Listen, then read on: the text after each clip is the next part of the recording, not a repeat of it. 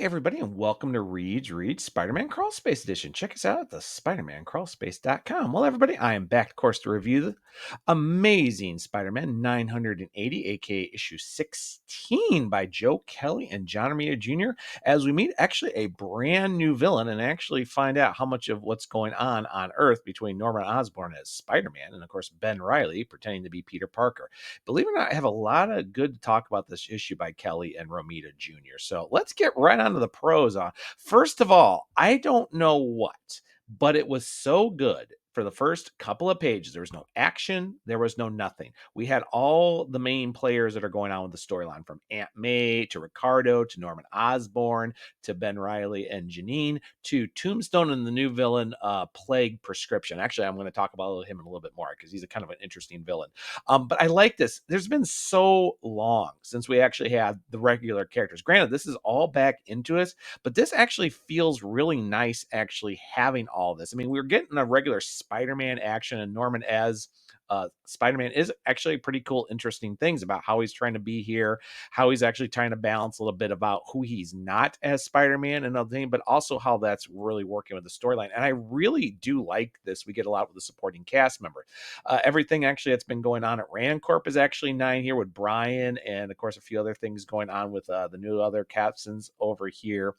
But it's just so nice to see this. I don't know why this has been such a problem for so many years, is the fact that we have actually a supporting cast. We actually have people doing stuff that doesn't always concern Spider-Man. It feels like these are normal people. And this is something that worked for so many years on this. And I just wish we got more of this. And it's just, I don't know why this has been such a problem. And Joe Kelly actually does this pretty well. And John Romita Jr. does a really good job on this too. But it isn't what it's fault. It does point out some other things too. It does feel like finally Kelly is trying to actually address things that everybody's been telling May Parker, like, hey, there's something wrong with Peter. Hey, you're kind of in delusional with like Ricardo. And we get pretty much they are in a relationship. And I do like the fact that they meet Jameson, since, technically, as he says this, she says to him, would you like to meet my 6-year-old stepson? It's actually pretty entertaining.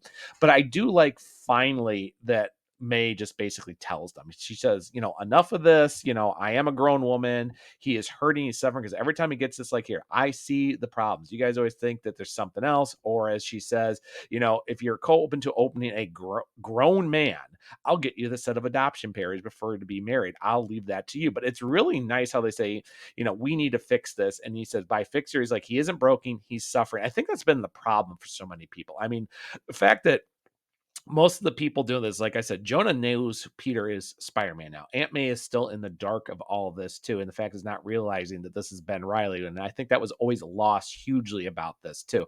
Also, they're trying to do a little bit more of the issue here. I did like the talk between Norman Osborn and Maria Osmosa, because about her talking about her son is going through a horrible thing, possibly cancer, possibly some other disease, and she's spending all the money, and she's basically fighting. She says, I'm a billionaire trying to do it. And it's kind of interesting to see that mirror as she talks to Norman about this. This is a part of Norman Osborn we've been kind of wanting to see for a while, where he's actually has to deal with all the issues and actually kind of doing the more human things, because he drove the things that led to Harry Osborn dying, his own son and everything, and his other problems as the Green Goblin. So it's a nice little piece here, but I feel like that they're trying to kind of give a little piece on here, and it just feels like this is becoming the Norman Osborn book, which technically is, which can hurt it too. I do also like some of the other things too, where Aunt May basically does confess that she is Peter's mother. She's always been there. We want to do this. We have to do this area. I also like the fact that Tombstone, in a way, he's got a respect for Spider-Man. He does, after everything that happened. So I do feel like Zeb Wells' run actually had a point, especially how that storyline ended.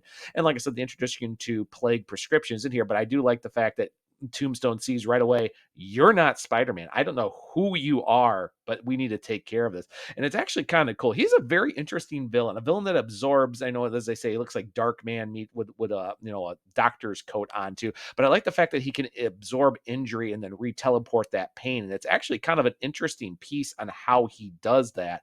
And also at the point too, Norman actually shows he's not Spider-Man, and actually turns it and actually hurts Tombstone and actually runs that part over into, so he actually has him breaking his arm, actually everything with that. And the fact that at the end where he could pretty much take out Tombstone, because Plague Prescription is kind of like, whoa, what just happened here? And he basically drops him saying, fix him and help him, and he leaves. It shows that Norman isn't is not Spider-Man. He is not Peter, and he's trying to do things, but it shows a more conflicted Norman, which I think is a very interesting part of the storyline we haven't seen in a long time, and I really do like too.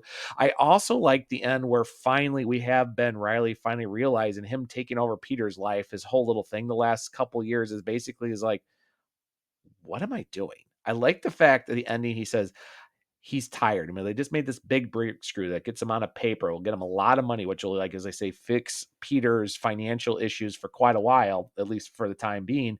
And the fact is, when he's typing his name on the paper and stuff, he's sitting there going, what would Peter do? And he's basically up to the thing. I like that Ben Reilly is being more of his worst enemy in this sense of a conscience and part here. This has been erased so much over the last decade of Ben Reilly when they brought him back from the dead and everything that's happening, and to see more of the consciousness and him kind of going back to that feels nice. And I wish we just didn't take here. And the truth is, this is a very good issue. It continues the storyline. It continues. It's got some fantastic where I think some of John Romita Jr.'s best work in a while. And when he works with Scott Hanna, the book just radiates. Everything in this story works. I even wanted a little bit more about this new villain. Plague Prescription is a cool villain. I want to definitely see his origin too. And he's definitely somebody I think I could see in a lot of ways too. So believe it or not, this is a really good issue. I have to give it a B. This was actually really good. I love the characterization. I like the fact that the supporting cast is doing something, despite the fact it's Ben Reilly. The fact that he's dealing with actually having a normal job. The fact he's being affections from another coworker there when he's got Janine and everything. It feels conflict that has been missing so much from the book. And I wish we would have been getting this a little bit more. So really well done. I am giving it a B. This is a solid issue. I like this. So good job to the creative team. And with that, guys, I am pretty much it with this too here as well. As you know, my next couple review will be delayed, not only because of the holiday weekend coming up, but because Ultimate Spider-Man has been delayed. So if you like this, please think of subscription and liking my thing. Hit that bell here to get the notification every time I have dropped this. I've got another Reed Rogue review coming up very soon, and actually a set of villains I think nobody has really reviewed, but do play a wonderful point into the current storylines and everything. And I'm looking forward to where they're going to go, hopefully here in December. And for more, guys, you can go ahead and check us out at the SpidermanCrawlspace.com. Check us out on our different social medias as well. And make sure you like their buttons. And of course, look at our normal reviews on our podcasts and reviews. And with that note, everybody, I will see everybody on the crawl space.